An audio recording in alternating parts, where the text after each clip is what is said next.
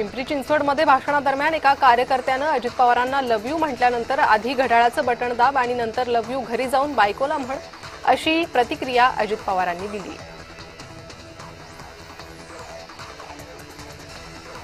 मनपा निवडणूक प्रचाराच्या शेवटच्या दिवशी मुख्यमंत्र्यांचा नागपुरात रोड शो पार पडला। या रोड शोमध्ये मुख्यमंत्र्यांनी स्वतः बाईक चालवली।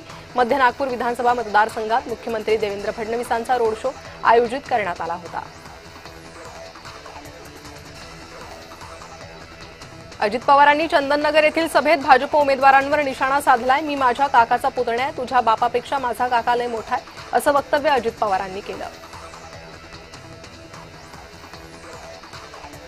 इम्तियाज जलील यांनी एकनाथ शिंदेंना आव्हान दिलंय। संभाजीनगरमधून आमचा सुपडा साफ झाल्यास दाढी काढून टाकणार, जर सुपडा साफ झाला नाही तर शिंदेंनी दाढी काढून टाकावी असं जलील म्हणाले। एकनाथ शिंदेंनी एमआयएमचा सुपडा साफ करण्याचं वक्तव्य केलं होतं, त्यावर जलील यांनी हे प्रत्युत्तर दिलं। नाशिकमध्ये भाजपकडून 54 बंडखोरांची हकालपट्टी करण्यात आली आहे। हकालपट्टी करण्यात आलेल्यांमध्ये माजी महापौरांसह 20 माजी नगरसेवकांचा समावेश आहे। नाशिकमध्ये भाजपच्या इतिहासातील ही सर्वात मोठी कारवाई मानली जाते आहे।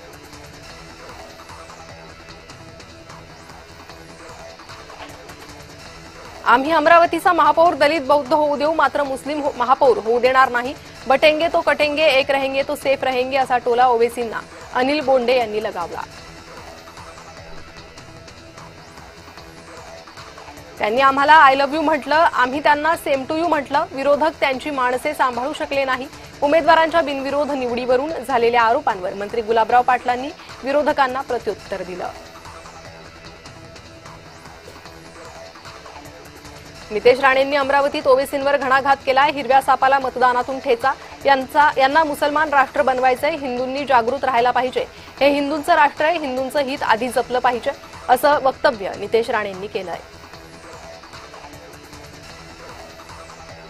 नवी मुंबईतील प्रभाग क्रमांक 12 मधून सर्वात तरुण उमेदवार निवडणुकीच्या रिंगणात उतरले। 21 वर्षीय दीक्षा कचरे निवडणुकीच्या रिंगणात उतरल्या। त्यांना शिवसेनेकडून उमेदवारी मिळाली आहे। घरातील वारसा राजकीय क्षेत्रातून पुढे नेण्याचा प्रयत्न असून नागरिकही चांगला प्रतिसाद देत असल्याची प्रतिक्रिया दीक्षानं व्यक्त केली आहे।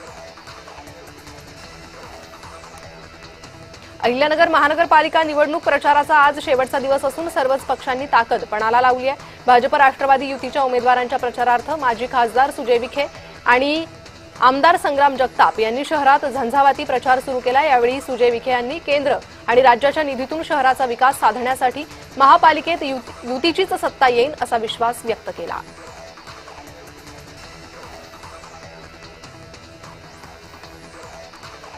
जळगावात एकनाथ खडसेंच्या सभेत भाजपनं फोडलेल्या फटाक्याच्या ठिणग्या पडल्यानं खडसेंकडून नाराजी व्यक्त करण्यात आली आहे। खडसेंच्या प्रचार सभेच्या बाजूला भाजपकडून 1.5 तास फटाके फोडण्यात आले। सत्ताधाऱ्यांकडून माझा आवाज दाबण्याचा प्रयत्न होतोय, माझं भाषण होऊ नये यासाठी हे फटाके फोडण्यात आले असा आरोप खडसेंनी केला आहे।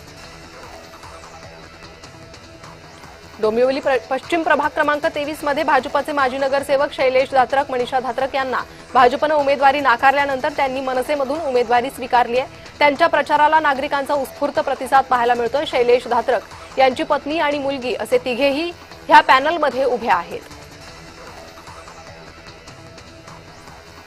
जालना येथे रावसाहेब दानवे काँग्रेस खासदार कल्याण काळेंवर कडाडले। जालन्याचा खासदार मुका आणि बहिरा आहे अशी टीका त्यांनी केली आहे। तर दानवेंनी सभेत कल्याण काळे यांनी केलेल्या पराभवाचा टीकेतून वचपा काढलाय। अमरावती निवडणुकीत भाजपनं राणा दाम्पत्याला घेरलंय। भाजप आणि युवा स्वाभिमान पक्षाची युती तुटताच अनिल बोंडे, मंत्री नितेश राणे यांनी राणा दाम्पत्यावर नाव न घेता जोरदार हल्लाबोल केला। उगाच आमच्या नादी लागू नका, मंत्री नितेश राणेंनी राणा दाम्पत्याला इशारा दिला।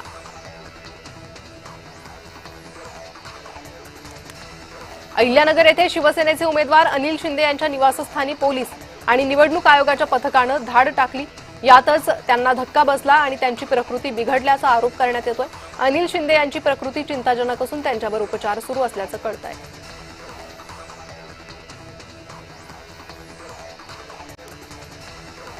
बच्चू कडू यांनी महसूल मंत्री बावनकुळेंवर गंभीर आरोप केले। तर बावनकुळेंच्या खाणी किती आहे, किती ट्रक चालतात याचे सर्व पुरावे आहे। लवकरच मंत्री बावनकुळेंचे प्रकरण बाहेर काढू असा इशारा कडूंनी दिला आहे।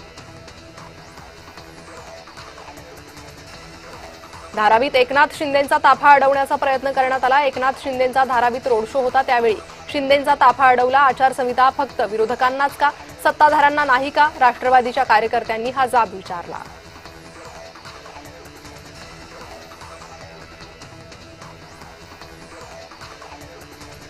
डोंबिवली प्रभाग क्रमांक 29च्या भाजप उमेदवार आर्या नाटेकर यांचे पती ओमनाथ नाटेकरांवर प्राणघातक हल्ला झालाय।